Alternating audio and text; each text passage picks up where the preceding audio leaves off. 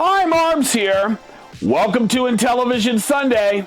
Now, before we get into the next episode of Intellivision Sunday, and I turn things over to Ghost Gamer Dad, just want to remind folks that if you do not have experience taking apart an Intellivision or similar electronic devices and doing these kinds of modifications, it's probably best left to the professional. There are multiple sources within the Intellivision community that are recommended of known modders who can help you out should you want to undertake a project like this.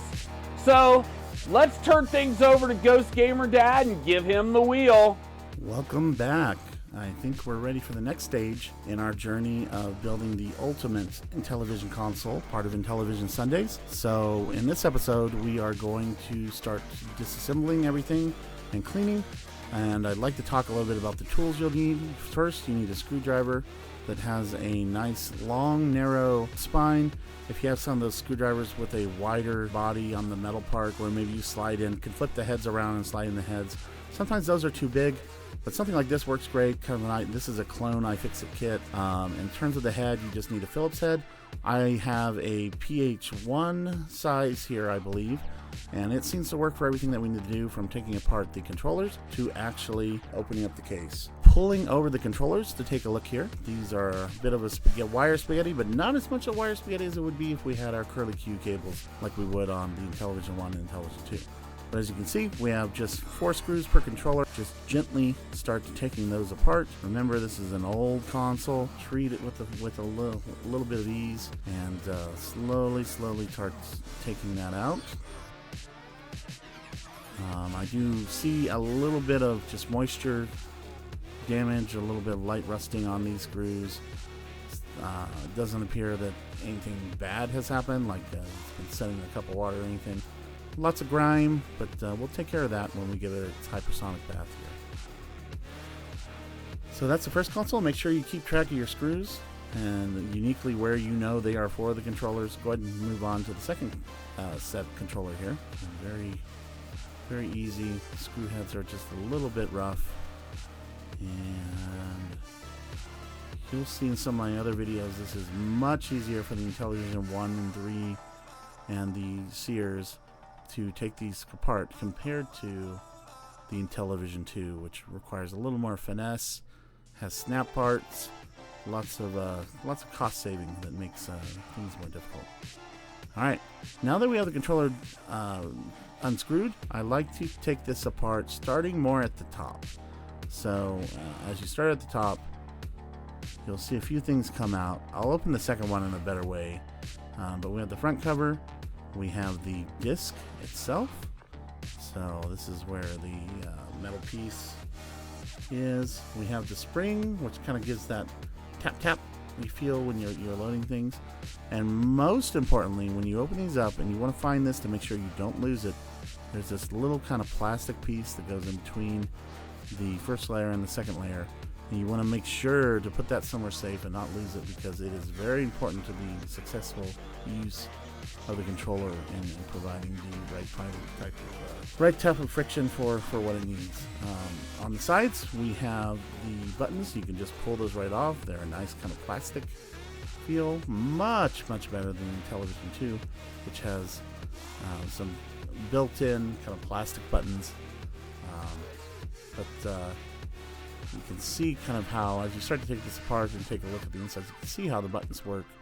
There's 2 sets of contacts that get pressed together to send a signal. After we have the buttons out, you can go ahead and pull out the entire assembly. And this is, again, very different than the Intellivision 2. You have your control pad, which should have a piece of plastic behind it. And you can feel the buttons. It's kind of like those popper buttons, just much smaller. And then you have the mylar sheet with the connections on it. And again, you can see those wavy lines. What they do is, when there's enough contact on one of the pads, it's enough to send the currents through the wire to say, yes, this signal is 1, has a high value rather than 0, a low value. And sometimes what happens is gunk gets in between those and it's harder for it to make a good connection. You're pressing the button. And then on the top here, we have the connection for the cable, which just sets on top. On the other connectors, there's actually just a wire connector, almost like a Molex connector that you get into. So again, there's a point of failure that you really have to watch out for this console, is making sure that all the pins are aligning and that you have a nice clean connection to the cables on the controller. So to get the rest of this out, you can just use your screwdriver or maybe a pry tool. Very gently release the cable relief, and then very, very gently kind of get underneath the cable connection and pry that open. You can see it fits on those 2 screws. It's really not tight. It's really easy to remove. But kind of keep your area clean here. I'm going to set this aside. Keep these together because I know I'm going to wash them a little bit later here. Keep my disc together because I know I'm going to wash it as well. And with that, let's go to the second controller. So here's a little easier way to open this. So just have it setting on the ground. Start from the top and then open. You'll see the spring and the control pad, which I'll set aside so we can wash. Again, make sure to get that connector. This is usually kind of a clear plastic, so on the Sears it must have been white for some reason. Typically it's somewhat transparent, something kind of hard to find. Let's go ahead and remove the side buttons just like before. There's one, looks really good. You can see how those contacts can be pressed nice and easy. Here's 2. And just pull out the little slot, and then we can take the entire Mylar sleeve off. Here's the buttons, and here's the sleeve. Again, it just presses up against those connections to make the connection there. So you do want to be careful when you're cleaning these. You don't want to saturate that area above. For the in part here, again, remove the strain relief carefully, pop off the set, and we're ready to run those Plaxis pieces through the ultrasonic cleaner. So we will just kind of set them aside for reference. And now what I think I'm going to do, I'm going to take my cables, and we're going to start by cleaning the cables. Pretty easy process. Then I'm going to start with the Clorox wipe. A nice wet Clorox wipe. And I'm going to take the Clorox wipe. So again, just regular plain Clorox wipe. And then I'm also going to have some alcohol on handy.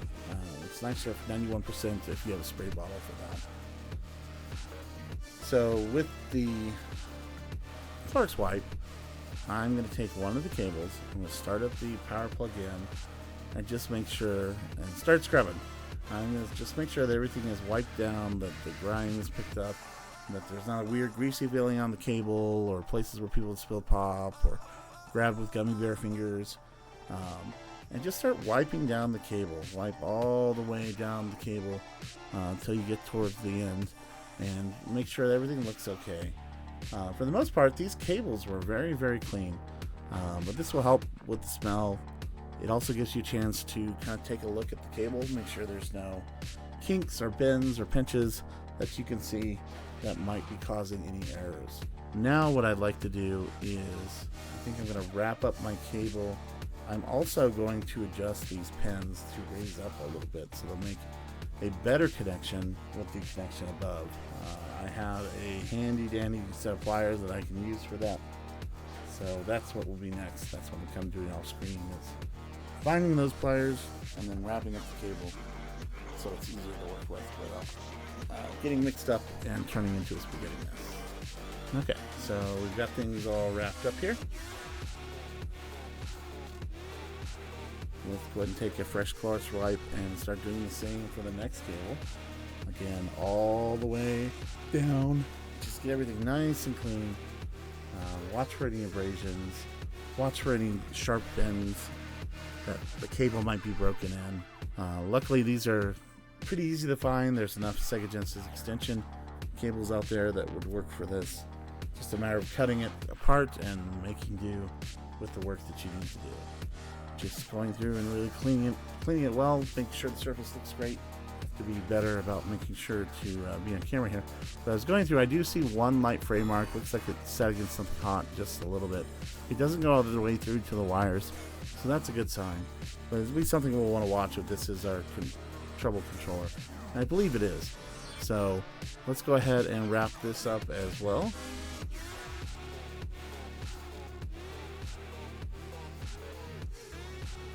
We'll pull the connector through. And now on both of these, what I'm going to want to do is take a look at the connectors. Make sure there's no gunk on it, no rust or foreign materials.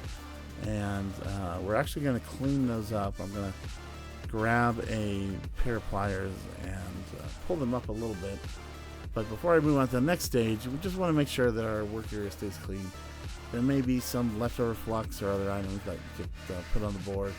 So for the next part, we need some Q-tips to help us clean. And then I'm going to use the alcohol. And I'm going to start with these connectors just to make sure there's nothing deoxidizing on them. Or oxidizing, excuse me. So we want to go away so we're not accidentally having the sharp end kind of pick up the fuzz that you have to then pull out. But just a quick clean of this can help quite a bit. And then we'll also be adjusting the pins up. So again, for those wanting to know the right way to do this, always go outwards from your pin, inner to out, so you don't introduce new fibers into your situation. What we're going to need next is our alcohol and our cleaner, because we are to the next step, which is cleaning our unit. So on the second item, I just want to make sure that I follow my guide and slowly take my tweezers and push them up one at a time. Do not push them up a lot with a lot of pressure or get the pin pushed the wrong way. That will cause problems. Okay. See me lifting here, taking a look at the cables, make sure they're okay. And just a little bit, just enough that we're, over time, the console screws have pushed down on the unit. And good. These should now be ready to go. Okay, repeating the process here, going out. Again, having the isopropyl alcohol, 51%. It's super useful for things like this, making sure things are disinfected. Now, I think we're ready, after these pins are all adjusted, to start cleaning our Mylar panels. I'm going to pause the recording for now. I don't want these videos to be too long. Thanks for joining and watching Intellivision Sundays with Gamer Ghost Dad and Marvelous Man.